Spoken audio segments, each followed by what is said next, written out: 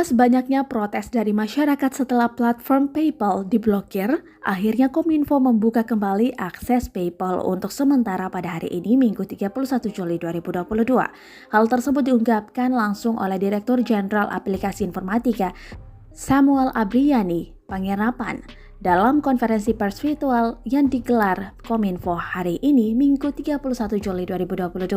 Kami sudah membuka sementara situs web PayPal per Minggu 31 Juli 2022 jam 8 tadi. Proses pembukaan situs sudah dilakukan, sekarang pun sudah bisa diakses kembali. Paling lambat jam 10 semua sudah dapat mengakses di seluruh Indonesia, kata Samuel Abriani Panggerapan dalam tayangan live konvers Kominfo di kanal YouTube Kompas TV Minggu 31 Juli 2022.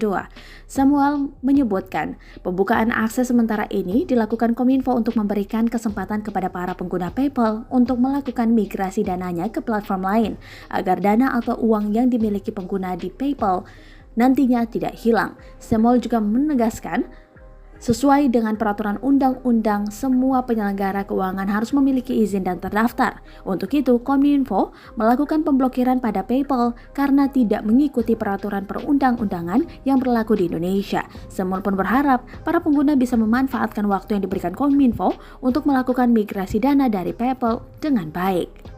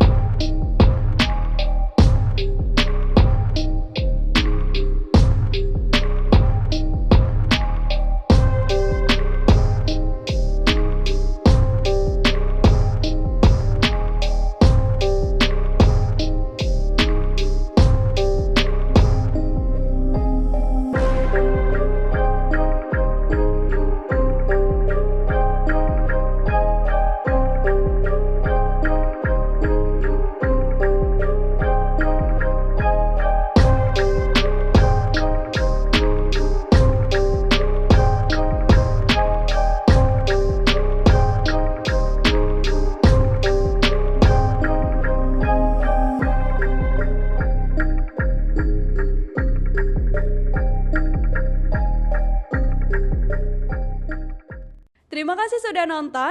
Jangan lupa like, subscribe, dan share ya.